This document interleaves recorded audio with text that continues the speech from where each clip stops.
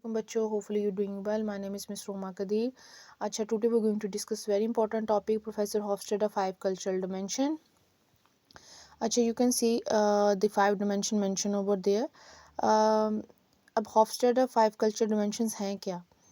जब भी आप लोगों ने business expand करना है तो it's very important to understand the national differences. What are the national differences? इस मीन कि जिस भी कंट्री में, जिस भी मुल्क के साथ आप बिज़नेस करना चाह रहे हो, वहाँ के आपके कल्चर का, वहाँ के नॉर्म्स का, वहाँ की वैल्यूज़ का आपको पता होना चाहिए. Until unless you don't bother the differences, your business is not going to be run in a long way. Right. Example मैं यहाँ पे कोट कर देती हूँ. जैसे कि फॉर एग्जाम्पल मैकडॉनल्ड ने इंडिया में अपना स्टार्टअप किया था, तो जहाँ पे वो टॉप ब्रांड है, वहाँ पे also having a label as a biggest blender in the history. किस तरह से कि वहाँ पे बीफ को इंट्रोड्यूस करवा दिया था, बीफ बर्गर को. तो जिसकी वजह से बहुत ही क्रिटिसिज्म मैकडॉनल्ड को फेस करना पड़ा था.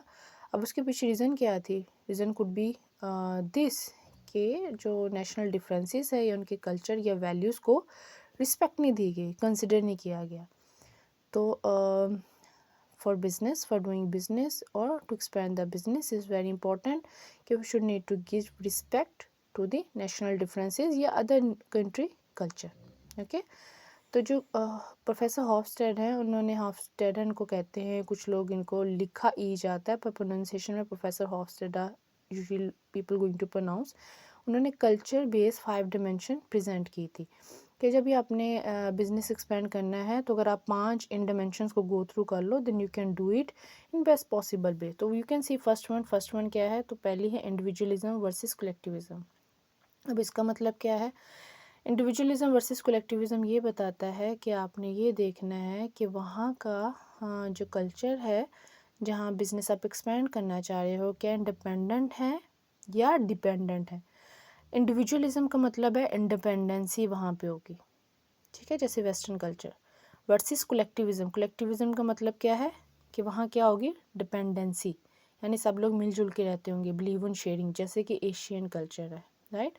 अब देखो, वंस यू नो कि वहाँ पे इंडिविजुअलिज्म है जहाँ पे आप बिज़नेस करना चाह रहे हो, या वहाँ पे कलेक्टिविज्म है, या दूसरे लफ्ज़ों में वहाँ पे इंडिपेंडेंसी कल्चर है या डिपेंडेंसी कल्चर है. अब जैसे आपको ये पता चलता है ना, तो आपकी एड्स वैसी होंगी. कैसे? इंडिपेंडेंट अगर आपका वहाँ पे कल्चर है तो आपकी ऐड ज़्यादा रैशनल बेस होगी, इंडिपेंडेंसी. अगर कलेक्टिविज्म कल्चर है तो आपकी ऐड ज़्यादा इमोशनल बेस्ड होगी. Clear? So this is what your choices are going to be effect based on Hofstede 5 culture dimension. Done with first. Second है मैस्कुलिनिटी वर्सेस फेमिनिनिटी. अब ये देखो, जो कल्चर इंडिपेंडेंट होगा तो definitely independency lead to masculine culture.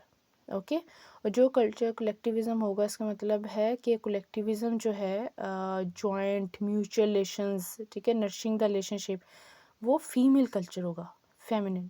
तो ये masculine versus feminism culture related to जो हमने पहले डिस्कस किया है, इंडिविजुअलिज्म वर्सेस कलेक्टिविज्म. तो दोनों की डेफिनेशन सेम है. थर्ड पे आ जाओ, high power distance versus low power distance. अच्छा, अब आपने ये देखना है कि जो पावर है उस कल्चर में कितना डिस्टेंस है, क्या ज़्यादा है कि लो है. ठीक है.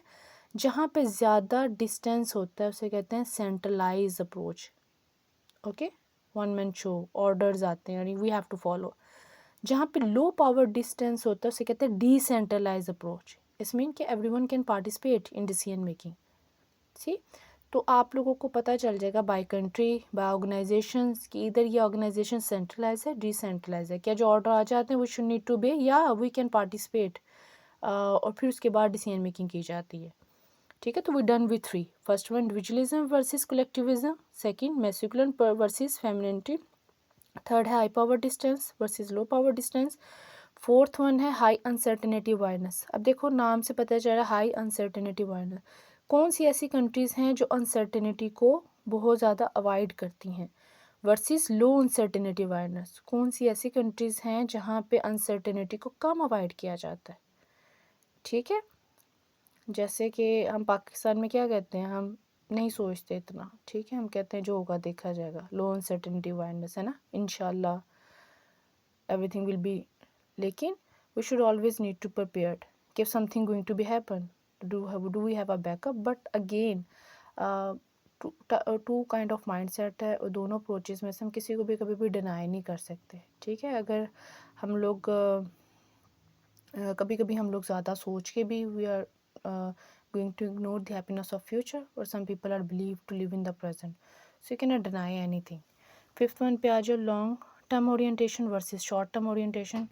कुछ लोग जो है उनका जो पर्सपेक्टिव है फ्यूचर ओरिएंटेड होता है, ठीक है। जैसे आपको लगा वेस्टर्न जो है they always think about future, they are going to make planning for long term as compare with short term orientation. Asian countries we believe on we believe on present time. इतने long oriented या future oriented mindset कम दिखेंगे आपको, ठीक है। So this is what you going to describe. Again जो definition मैंने mention की, good, if you going to understand you can right, but again if you do have an contradiction, if you do have your own examples, for example आपको लगता है individualism versus collectivism में ये explanation, ये example होनी चाहिए, masculine feminism में ये एक्सप्लेनेशन, ये एग्जांपल होनी चाहिए, हाई पावर डिस्टेंस में, लो पावर डिस्टेंस में होनी चाहिए, सब टू यू, ठीक है। You people are most welcome to write what is accurate for you, because what, अब इससे मेरी क्या लर्निंग है, इससे आपकी क्या लर्निंग है कि we should need to respect the national differences, right.